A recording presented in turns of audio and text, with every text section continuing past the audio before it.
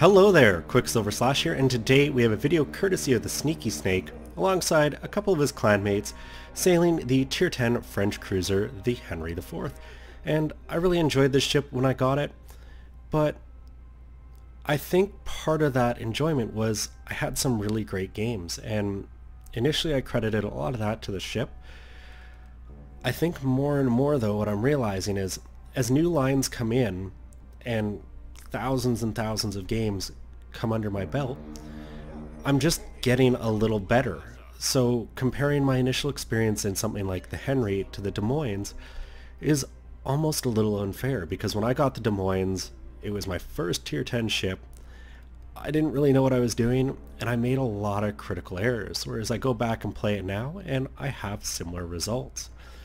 So it's no longer just about the result. What makes a ship good needs to be about what makes it different. And so what makes the Henri different? Well, she's got that speed boost. She is very fast. If you fit her with the hydro, it makes her amazing at chasing down destroyers because they simply can't outrun you. As far as her guns go, I think they're quite potent. They're bigger than a lot of the other ships at her tier, and 19.1 kilometers is some great range out of them. Now, that's with some captain skills and modules, but it's a really good range, and you can see already pretty much able to reach to where the enemy ships were spawning. And this is a big map, so that really says something about her, and that speed and range are really what make her special. Is she's excellent at kiting. I really think replaced the Zhao in that role. One of the other ships that's become quite proficient at kiting, I'd say, is the Hindenburg, as she got that rate of fire buff and just the German HE. Like, she is also a very capable ship. And of course, there's that bloody binocular bug again. Hopefully it doesn't show up too many times. And seems to be a different one, with the guns showing pointing slightly different from where they actually are. Oh well, new patch will have dropped by the time this is up, even though I'm recording this a couple days ago. Now, obviously, what a lot of people who kite a whole ton do, myself included, is fire a lot of HE, because you don't know how long you're going to have a target in your sights, but that doesn't mean you shouldn't use AP. And you can see a very healthy hit there, 5200 with an AP volley at that side on Missouri. Speaking of which, if you haven't read the patch notes, now is kind of your final moments to be getting the Missouri. As of 7.2, she is going to be removed from the game, the Musashi being the Tier 9 premium that you can buy for free XP remaining in. And Wargaming states they don't want two ships filling the same niche. I feel a big part of it is them just create a bit of that natural rotation and maybe force people to spend that free experience. You know, if you're thinking about the Missouri and it's about to get removed, you're probably going to buy it. And my personal recommendation is, if you don't have her, get her. And the easiest way to do that, if you're trying to get some free XP, is those Papa flags, 300% free XP.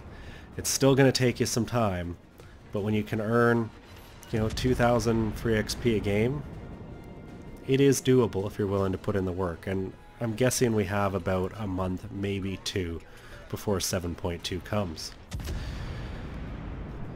So as Sneaky Snake kind of just does what the Henri does best, and that is keeping further at range and just shooting whatever targets are spotted, I'm gonna just use this time to announce something. I'm gonna give away 3 sets of those Papa flags. Unfortunately, you're gonna have to be on the NA server, because the last time I checked, the NA server was the only server that you could buy those packs. And my only requirement for this is you can't already have the Missouri, and be willing to put the time in to get her. I really like the ship. I think people deserve a chance to get her.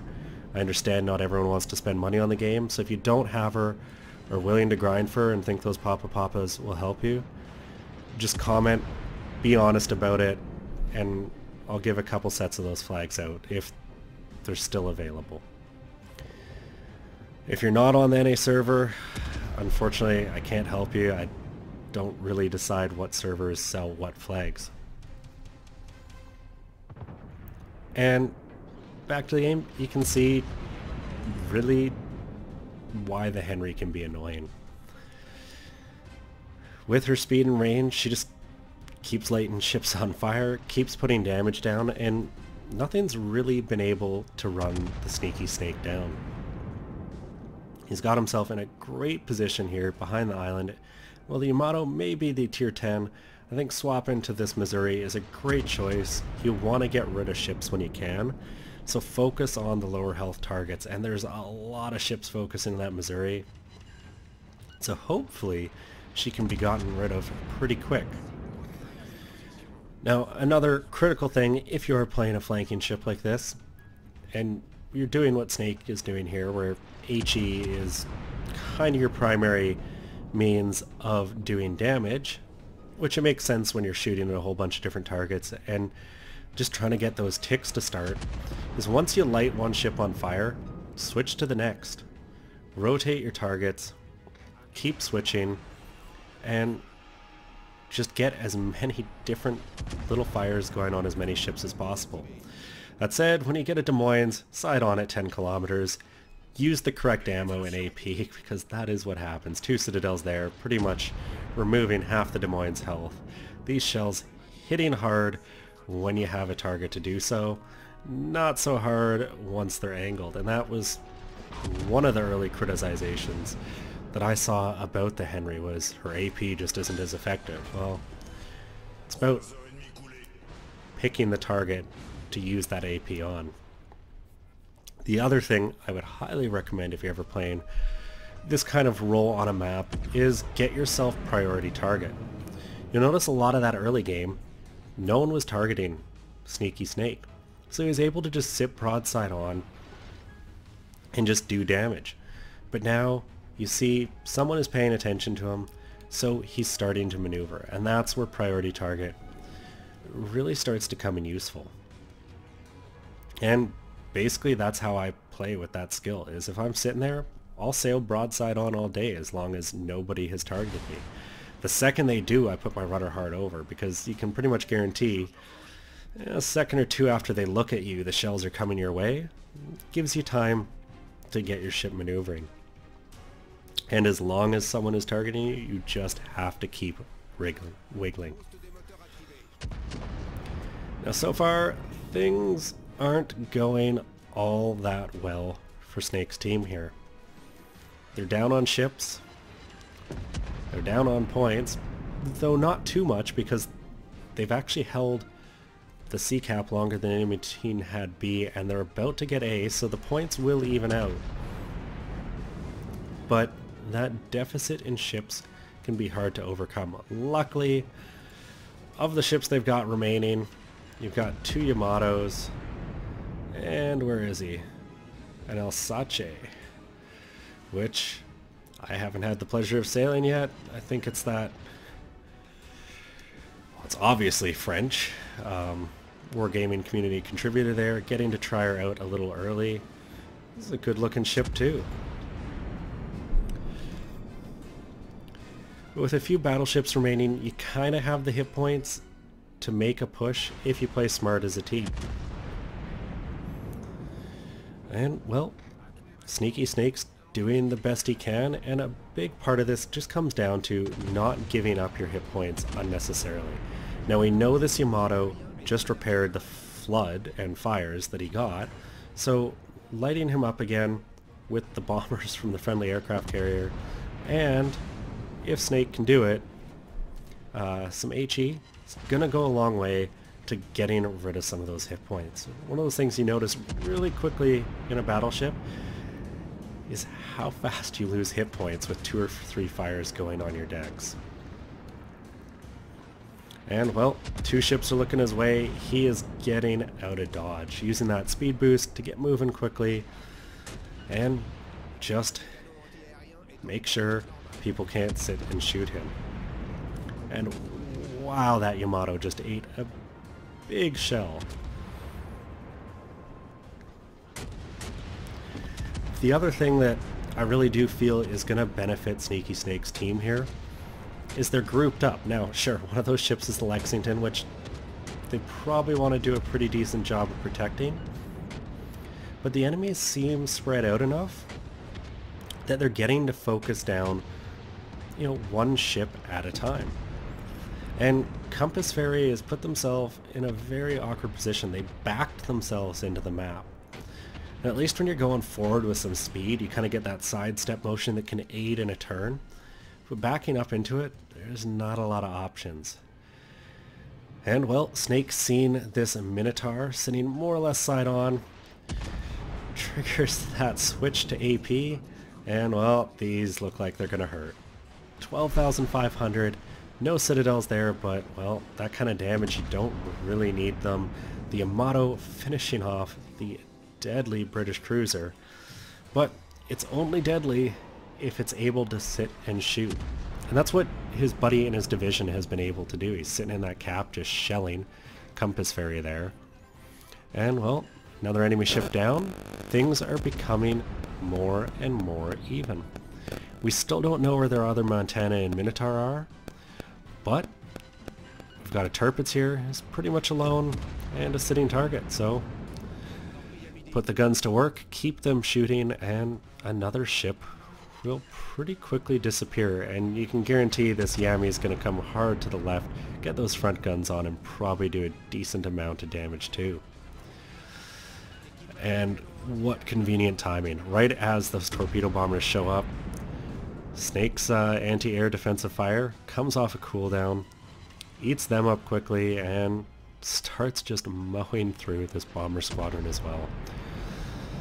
And you gotta admit, there's nothing quite as satisfying as being a cruiser with that AA consumable when the enemy carrier is multiple tiers below you. Because look at that, those torpedo bombers were tier 6 and the dive bombers are only tier 7. So this carrier, I don't believe, has fully upgraded squads, and it just feeds planes to Snake. And well, this Tirpitz, she's gonna be a goner. And it's a good thing, because here come the reinforcements, and they haven't really moved from their last spotted position. And I'm not sure what they're doing here. Snake getting those long range torpedoes off. Well, long, it's 9 kilometers, which longer range as far as cruisers go. Long enough that if this Montana keeps sailing forward, sail straight into them. Gets a citadel on the Minotaur there and finishes off the Tirpitz with a fire. And with another ship down, it's just a little closer to even. And in the meantime, they've lost a ship, but it's their Lexington, which, well, the aircraft carrier is not going to make a huge difference at this point, simply because it can't seem to touch the ships remaining. I mean, it's going to have a hard time getting in at a Minotaur, and well, Sneaky Snake has just been obliterating his plane, so there's no huge threat. So 3 on 3, I feel the odds have shifted into Sneaky Snake's team's favor. And well, Montana had to put that flood out, so this fire is going to stick, and that's just going to stack even more damage up. Speaking of which, well past 230,000. This is quite the game, and really what's hurting the enemy team is how haphazardly they pushed on the remainder of Sneaky Snake's forces. They were all grouped up at A. All the enemy team really had to do was wait. They could have captured C, just hung around, waited, made Sneaky Snake's team be the one to come charging out, but instead they kind of just, one by one, filtered in, and as a result got focused down. And you can see it's become Sneaky Snake's team's turn to push. And what I'll point out of the push, yeah, the Minotaur is out in front. Not too far behind is Yamato, and Snake's right here. They're all able to shoot the same target. That's crucial late game. If you're in this kind of situation, make sure that if you're pushing forward, you've got a battleship or another cruiser, someone to help you, so that if you end up in kind of a one-on-one situation, well, it's not that, because you've got extra guns to support you. That's really the big secret to coming back when you're down on people, is just find ways to outnumber the enemy team in individual locations until you just outnumber the enemy team. And while Snake hasn't used his repair party, he could. I think that's about all the health he's going to get, but with no incoming fire, there's no real big need to do so. They've chased the Minotaur off. They have a points lead. Eventually, they're going to capture B. And even if they don't, they've stopped the points coming from there. So they're going to go ahead on points anyways. And, well, 4 minutes left. The enemy Minotaur is just slowly losing hit points. And this is a place where maybe that enemy carrier could have done a bit better of a job preserving planes, because that Minotaur could disappear into its smoke and rely on spotting from planes to do some damage without having to eat some back. But, well, looks like the Qckslvrslash is all out of planes, and the enemy team's pretty much all out of luck at this point. Any second now, that Minotaur should be sunk, and that'll pretty much be the game right there. Just a carrier and 3 minutes left, and the carrier's got no planes. This one's over, so let's hop to post-battle.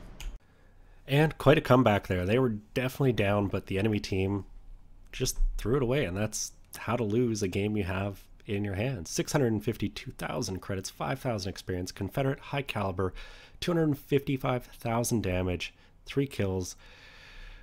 The Henri is a good ship, but you have to play it right, and honestly a big part of that is just staying out on the flanks to start, and then find your holes. Over 3,000 base experience, and a big chunk of that is the number of planes shot down, but it's also just the sheer amount of damage done in that game that winds you up with those kind of numbers. And when you talk about sheer damage, look at what he did. The Montana 40,000, 33 to the Tirpitz, 77 to a Yamato that he didn't even get to kill. And sure, a lot of that probably would have been healed back through repair parties because it was fire damage, but it gives your allies chances to knock targets out, and that's what you need to do. End of the day, took home 374,000 credits and those 5,200 experience points, which granted you're not trying to grind anywhere anymore at tier 10, but it always feels good to have a bunch of free XP sitting on a ship. Anyways, hope you enjoyed this. Keep in mind about those flag packs. I'll mention it on tomorrow's video too, and give me a reason why you kind of feel you deserve them. Anyways, as always, I'm Qckslvrslash, and I'll have another one for you all tomorrow.